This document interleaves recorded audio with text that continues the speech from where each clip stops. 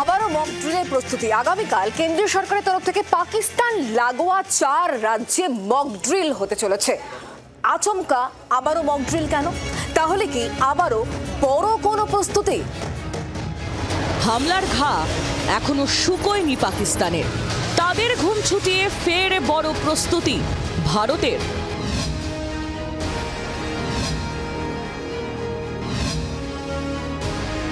বৃহস্পতিবার সন্ধে 4 রাজ্যে নিরাপত্তা সংক্রান্ত মক ড্রিল করার সিদ্ধান্ত নিয়েছে কেন্দ্র। অপারেশন সিঁদুরের পর এই প্রথম মক ড্রিল হবে গুজরাট, রাজস্থান, জম্মু কাশ্মীর এবং পাঞ্জাবে। এই 4 রাজ্যই পাকিস্তান লাগোয়া। মহড়ার নাম দেওয়া হয়েছে অপারেশন শিল্ড।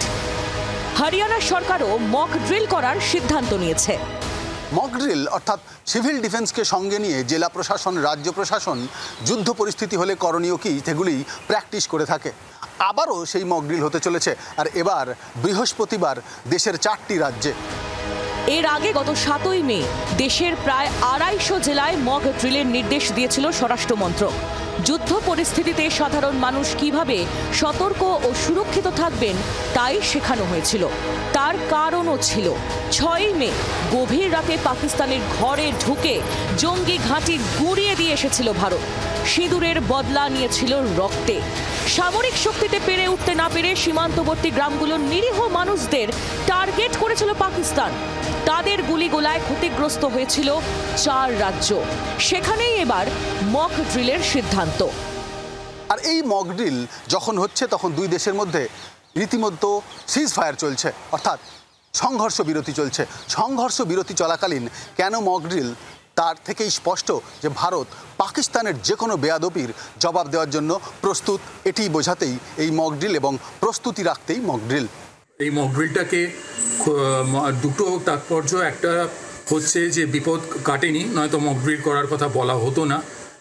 আদারওয়াইজ ইন্ডিয়া আর একটা অ্যাটাকের পরিকল্পনা করছে, এবং যেটা করা স্বাভাবিক। যতই দেখা হোক পাকিস্তানি সিজফায়ার হওয়ার পরেও তারা ভায়োলেট করে, যেটা আমাদের মাননীয় প্রধানমন্ত্রী বলেছিলেন যে এরকম কিছু হলে তার সর্বোচ্চ সামরিক প্রত্যাঘাত করা হবে, এবং আমাদের মিলিটারি লিডারশিপ এটা বলেছিলেন যে পাকিস্তানকে আমরা রক্তাক্ত করে দেবো।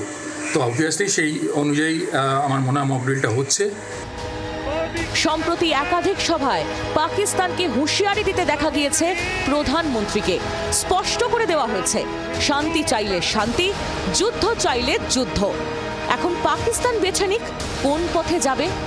ভারত কিন্তু প্রস্তুত। শুভাশিস দাসের সঙ্গে রাজীব চক্রবর্তীর রিপোর্ট, জি24 ঘন্টা। বাংলার আওয়াজ, বাঙালির আবেগ, জি24 ঘন্টা।